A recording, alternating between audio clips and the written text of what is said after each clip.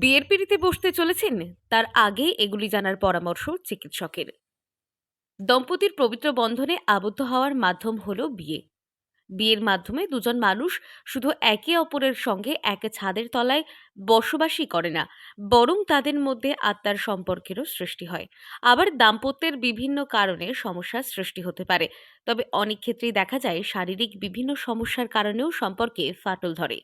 বিয়ে করাটা একটু সহজ ব্যাপার মনে হলেও বিয়ের আগে বর কনের কিছু বিষয়ে সাম্যক জ্ঞান থাকা অত্যন্ত জরুরি। সুখী গৃহকোণের জন্য কি কি আবশ্যক তা নিয়ে পরামর্শ দিলেন বসিরহাট স্বাস্থ্য জেলার স্বাস্থ্য আধিকারিক চিকিৎসক শ্যামল কুমার বিশ্বাস। যে বিয়ের পিঁড়িতে বসার আগে কি কথা আপনাকে জানতে হবে।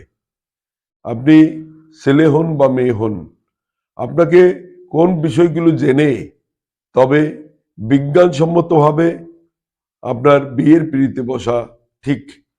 সায়েন্স কি বলছে, একটা ছেলে একটা মেয়ের বিয়ের বয়সে পার্থক্য কত হওয়া উচিত।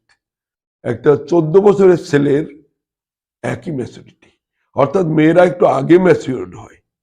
এবং এটাও বলে রাখি, মেয়েদের যে বয়স, সে বয়সের সেক্সুয়াল ডিজায়ার বা সেক্সুয়াল যে তার এগারনেস, একটা মেয়ের 20 থেকে 35 বছর এই সময় হচ্ছে টপ থাকে, সব থেকে বেশি থাকে। ঠিক ছেলেদেরও সেক্সুয়াল একটা ডিজায়ারনেসের বয়স আছে, সেটা হচ্ছে 35 থেকে 50। তাহলে এই যে বয়সের পার্থক্য সেক্সুয়াল ডিজায়ারনেসের ক্ষেত্রে, এখানেই বলে দেওয়া যায় বয়সের একটা পার্থক্য থাকা জরুরি। তাহলে আবার ম্যাচুরিটির দিক থেকে দেখুন, একটা মেয়ে ম্যাচিউরড হচ্ছে 12 বছর বয়সে, আবার একই ম্যাচুরিটি পাচ্ছে একটা ছেলে 14 বছর বয়সে। তাহলে এই বয়সের পার্থক্যটা কত হওয়া উচিত? বিজ্ঞান সায়েন্স তারা বলেছে এই বয়সের পার্থক্যটা মিনিমাম 4 থেকে 5 বছর হওয়া উচিত। তা না হলে দেখা যাবে এই পার্থক্যটা যদি না থাকে, দুজন যদি সমবয়স্ক হয়, তাহলে একটা সময় গিয়ে বিপত্তি ঘটবে। সেটা হচ্ছে দেখা যাবে ছেলেটার ডিজায়ারনেস 20 থেকে 35 মেয়েদের ক্ষেত্রে যে টপ সেক্সুয়াল পিরিয়ড, এবং ছেলেদের ক্ষেত্রে যে টপ সেক্সুয়াল পিরিয়ড হচ্ছে 35 থেকে 50।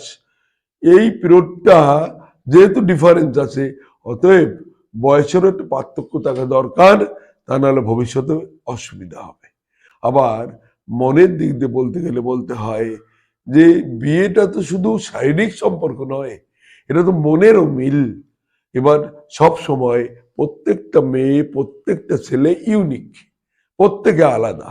মনের মিল সব ক্ষেত্রে প্রত্যেকটা অঙ্কে অঙ্কে হয় না, তবে এটা দেখতে হবে বিপত্তি ঘটবে। দ্বিতীয়ত যেটা আমি বলবো সেটা হচ্ছে ফার্টাইল পিরিয়ড। বিয়ের পিরিয়ডে বসার আগে মেয়েদের ফার্টাইল পিরিয়ড নিয়ে একটা সম্যক ধারণা থাকতে হবে। দুটো ভ্যাকসিন নিয়ে আপনাদের বলবো, এই দুটো ভ্যাকসিন দেওয়াটা খুব জরুরি। কি ভ্যাকসিন? 1 নম্বরে বলবো যাকে বিয়ে করছেন তাকে রুবেলা ভ্যাকসিন দিতে হবে।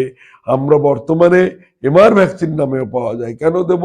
রুবেলা ভ্যাকসিন না দিলে ওই মেয়েটার প্রেগনেন্সি এলে তার যদি রুবেলা হয়, তাহলে গর্ভস্থ শিশু কালা বোবা জন্মাতে পারে। বিয়ের আগে রুবেলা ভ্যাকসিনটা দেওয়া দরকার। আরেকটা ভ্যাকসিন বিয়ের আগে খুব দেওয়া দরকার, সেটা হচ্ছে চিকেন পক্স ভ্যাকসিন।